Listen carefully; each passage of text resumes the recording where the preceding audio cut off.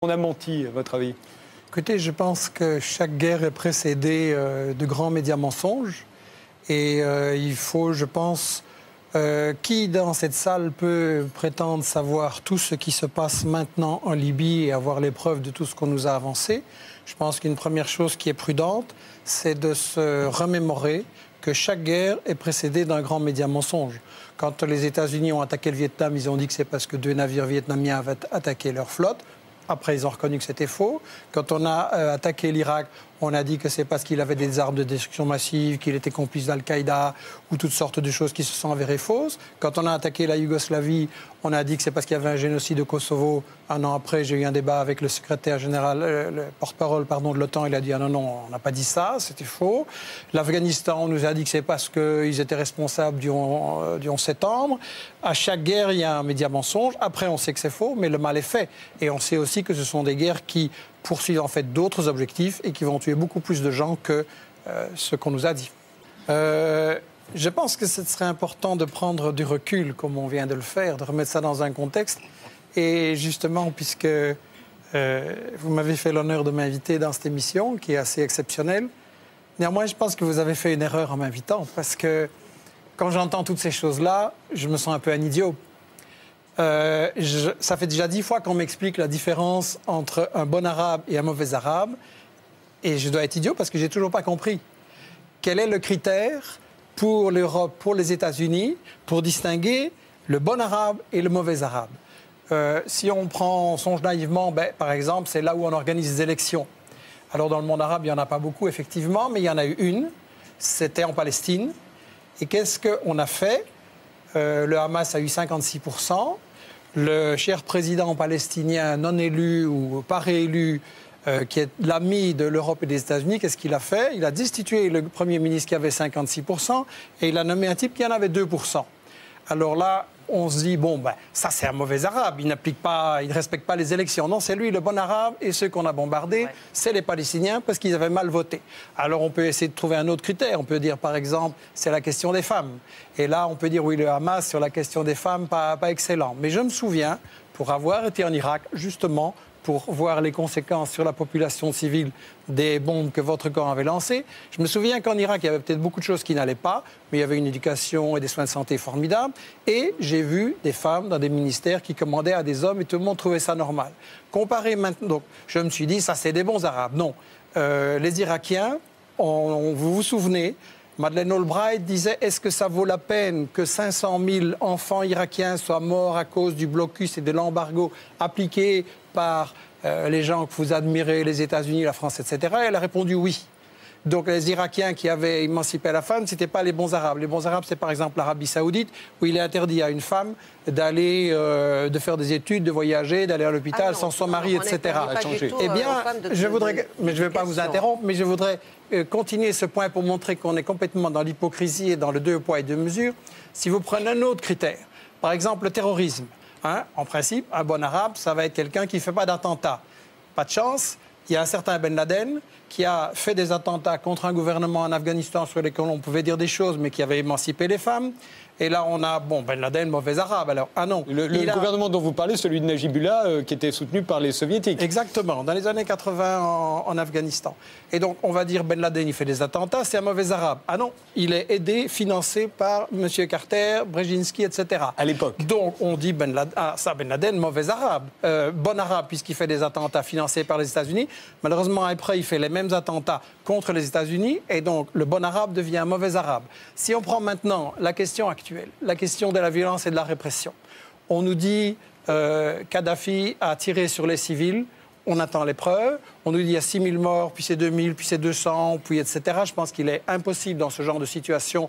Les gens qui disent qu'ils ont un chiffre précis, c'est pour moi des charlatans, mais de toute façon, il y a toute une série de satellites qui ont indiqué que ce n'était pas prouvé.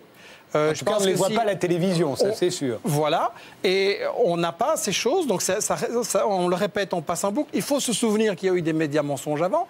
Il faut quand même se souvenir qu'avec Google maintenant, si je veux voir dans votre jardin la couleur de vos chaussures, je peux.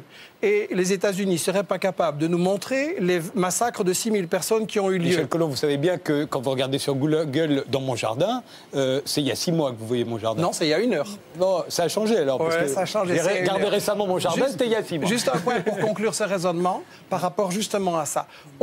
Admettons même que Kadhafi ait fait des choses. C'est certainement pas un tendre et c'est pas mon modèle de dirigeant pour un pays du tiers-monde. Mais il y a une chose quand même. Au moment où on fait cette résolution pour aller bombarder en Libye, et j'ai été en Irak, j'ai été en Yougoslavie, je sais ce que font les bombes, et vos bombes françaises, vos bombes des États-Unis vont tuer des gens, des femmes, des bébés, des vieillards, et ça, dans quelques jours, on va le voir, et il faudra réfléchir à la responsabilité qu'on prend. Au même moment, qu'est-ce qui se passe au Yémen? Il y a des massacres épouvantables de manifestants civils qui, ceux-là, sont vraiment désarmés, et qu'est-ce qu'on fait? Les États-Unis et la France aident le Yémen.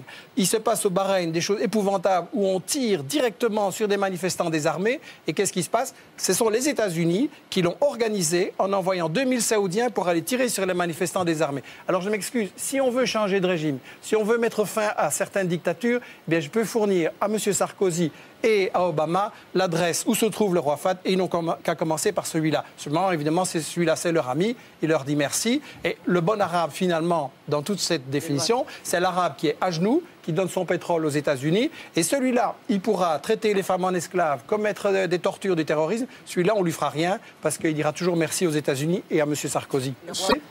Bah oui. Mais écoutez, quand la jeunesse tunisienne lance contre Ben Ali en disant on en a marre que ce type se remplit les poches et de sa répression et de ses violences, à ce moment-là, que fait votre ministre? Elle propose ses flics pour aller aider à matraquer les manifestants. Si vous voulez me faire dire que le gouvernement et Ben français... Ali, la France, je m'excuse, l'a protégé jusqu'au pied de l'avion qui l'emmenait. Et là, tout d'un coup, vous me dites que toucher... Vous me dites que Kadhafi est allé trop loin. Je vous laisserai parler, mais si vous voulez me laisser gentiment terminer. Et vous dites des choses incroyables et d'une simplicité biblique. Je dis des choses qui ne sont pas à la télévision tous les jours, comme ce que vous avez dit. Et c'est pour ça que ça peut prendre... On ira plus vite si on ne va pas ensemble. Et c'est pour ça que ça peut prendre un peu de temps pour que ça puisse être expliqué aux gens. Après tout, ce sont des choses qu'on ne dit absolument pas dans les journaux télévisés. Donc je voudrais quand même dire une chose. Votre gouvernement qui protège... Mais c'est aussi le vôtre, en fait. Non, il est belge. Il est belge. Ah, vous êtes belge, pardonnez-moi, je l'ignore. Je suis belge, personne n'est parfait. Et si on veut aller au fond des choses... si vous ne coupez pas, je pense que le spectateur aura plus de chances de se faire une idée des deux positions. En fait, les États-Unis et la France ont essayé de protéger Ben Ali et Moubarak jusqu'à la dernière seconde. Et le cas d'Gaddafi est légèrement différent parce que, oui, c'est un dictateur, oui, c'est un corrompu, oui, il y a des comptes en Suisse, mais d'un autre côté, il a nationalisé le pétrole et là, il a déplu à Exxon, à Total et à BP. Il a soutenu les Palestiniens et là, il a déplu aussi. Et ce qui se passe... Et ce qui se passe... Ce qui se passe, je les ai rencontrés, les gens d'Exxon, je peux vous dire qu'il ne leur déplaisait pas du tout. Ce qui se passe, c'est que les États-Unis et la France essayent en fait de casser le printemps arabe. On ne le soutient pas du tout. En Tunisie et en Égypte, on a essayé de mettre des sous-fifres à la place de la même chose. On change 2-3 figures, d'ailleurs mourantes, pour que rien ne change sur l'essentiel. Et en Libye, je pense, comme il a été dit, qu'il y a un soulèvement populaire, il y a des aspirations, effectivement. Il y a aussi une guerre civile provoquée, armée par les États-Unis et par la Grande-Bretagne. Et on veut un changement de régime, parce qu'il y a une chose que les États-Unis craignent énormément, c'est que si vous avez la Tunisie, l'Égypte qui continuent à évoluer, et la Libye qui forment un ensemble opposé aux États-Unis, opposé à Israël, mais là on est dans les véritables buts de guerre de toute cette histoire-ci et de cette guerre en Libye. Un, c'est le pétrole, il faut quand même avoir le courage de le dire, comme en Irak, c'est une guerre pour le pétrole, parce qu'il s'agit de contrôler le pétrole partout, qui rapporte énormément, et deux, il s'agit de bloquer le monde arabe qui est en train de dire, ce pétrole, au lieu qu'il aille dans les poches de Total et de Chevron, il pourrait servir à ce qu'on fasse comme Chavez ou comme Evo Morales un développement social avec l'éducation, des soins de santé gratuits pour tout le monde, un travail pour tout le monde, que le pétrole soit utile et pas comme vos amis, le roi Fahd et les émirs du Qatar, qui construisent avec le pétrole des tours de 600, 700, 800 mètres dans lesquelles une suite ça coûte 20 000 € la nuit. Et ça sert à quoi ça pendant qu'il y a des crèves de la faim partout dans le monde? Oui, il y a quand même 2-3 choses sur lesquelles il faut être clair. On dit comme si ça semblait normal, naturel, on va changer de régime.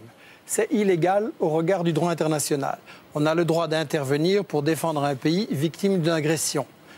Pas pour, dans le cas d'une insurrection armée, dire qu'on soutient un tel camp à la place de tel autre. Si on commence à autoriser n'importe quel pays à intervenir sur ce genre de choses, mais demain la Russie va dire ce qui se passe au Bahreïn c'est dégoûtant, moi j'interviens et je change de régime au Bahreïn. Et la Chine va dire l'Arabie Saoudite ça ne me plaît pas. Les Iraniens en tout cas. Les Iraniens vont le faire. Mais je prends des hypothèses théoriques pour qu'on se rende compte que c'est ridicule. Deuxièmement, je voudrais dire ceci, il y a quand même une prétention des maîtres du monde européens et des États-Unis à dire c'est nous qui savons ce qui doit se passer là et là. Moi, je suis tout à fait d'accord avec ce que Ronnie Broman a dit au point de départ. Un peuple qui veut se libérer et changer ses dirigeants, il en a le droit. Vous n'avez pas le droit à sa place. S'il y a vraiment une révolte populaire et une unité populaire, il renversera même des gens qui paraissaient indétrônables comme Ben Ali et comme Moubarak. Et par rapport à cette prétention qui m'agace terriblement de l'Européen, je voudrais dire cette chose-ci. On parle de la communauté internationale. Ça, c'est un gros média mensonge. Parce que non seulement la Chine, la Russie, l'Allemagne ont voté contre, mais quand vous regardez l'Amérique... Pardon, la Chine s'est abstenue. Mais quand vous regardez l'Amérique latine, qu'est-ce qu'elle a fait? Elle a dit on soutient la proposition de médiation de Chavez. Je rappelle que si vraiment le but qu'on avait, c'était d'empêcher des massacres de gens ou d'empêcher qu'on se batte, Chavez avait fait une proposition de médiation soutenue par la Ligue arabe et par l'Union africaine, et on l'a refusé. Pourquoi? Et il se passe la même chose à chaque guerre. Contre l'Irak, contre la Yougoslavie, contre l'Afghanistan, il y avait chaque fois des propositions négociées, et c'est l'Europe et les États-Unis qui les refusent. Donc c'est qu'il y a des buts cachés. Et effectivement, on essaye de renverser Kadhafi et on voulait protéger Ben Ali et Moubarak parce qu'il s'agit de garder le contrôle sur le monde arabe, sur le pétrole et de garder la place d'Israël dont on ne parle absolument pas. Plus loin, c'est que toute l'expérience historique, alors il y aurait vraiment une sorte de miracle, une épiphanie démocratique qui nous tomberait dessus. À chaque fois qu'il y a eu des interventions pour la démocratie, ce qui a été semé, c'est le nationalisme et la haine. Depuis Napoléon, nous devrions savoir ça. Nous avons 2 siècles de recul derrière nous. Nous n'avons pas un seul exemple, je dis bien pas un seul exemple, qui puisse démontrer le contraire. Pourquoi est-ce que d'un seul coup, l'histoire inverserait son cours, les mécanismes seraient mis cul par-dessus tête et la démocratie jaillirait des cratères de bombes? Je pense que les gens qui nous regardent et qui essayent de se dire qu'est-ce qu'il faut faire, est-ce qu'il faut intervenir par rapport à ces situations, peuvent se dire 2 choses. La première, c'est que chaque guerre précédente nous a été vendue avec ce qui s'est avéré par après, un média mensonge, comme vient de le dire Ronnie Broman. Donc, est-ce que les médias qui nous ont menti sur le Vietnam, sur l'Irak, sur la Yougoslavie, sur l'Afghanistan et sur toute une série d'autres encore, chaque fois qu'il y a une guerre, est-ce que cette fois-ci, par quel miracle, ils diraient la vérité? La deuxième chose, c'est que vous êtes, je trouve, un peu léger en disant il faut bombarder. Pour avoir été en Irak et en Yougoslavie, je vois les conséquences, je vois ce que ça veut dire comme souffrance pour des populations. Je pense que les Français et les Européens doivent se poser la question, est-ce que j'accepte qu'on bombarde en mon nom ces populations? Et est-ce que dans tous les pays où l'Europe et les États-Unis ont bombardé, est-ce que ça va mieux maintenant? En Irak, il y avait dans les années 80, il y avait dans les... Je ne vous ai pas interrompu. Repartez pas parce que j'ai terminé vite. Oui, très vite. Si on ne m'interrompt pas, ça ira très vite. En Irak, le pays avait été libéré de l'analphabétisme dans les années 80. Maintenant, vous avez 40% d'enfants qui ne vont plus à l'école et vous avez un Irakien sur 6 qui est analphabète. En Afghanistan, le trafic de drogue a explosé. Au Kosovo, c'est devenu la plaque tournante du trafic de drogue, du trafic de femmes vers l'Europe, etc. C'est pire parce que les États-Unis et l'Europe ne sont pas la solution à ces problèmes. Ils sont généralement la cause. Ils sont le problème eux-mêmes.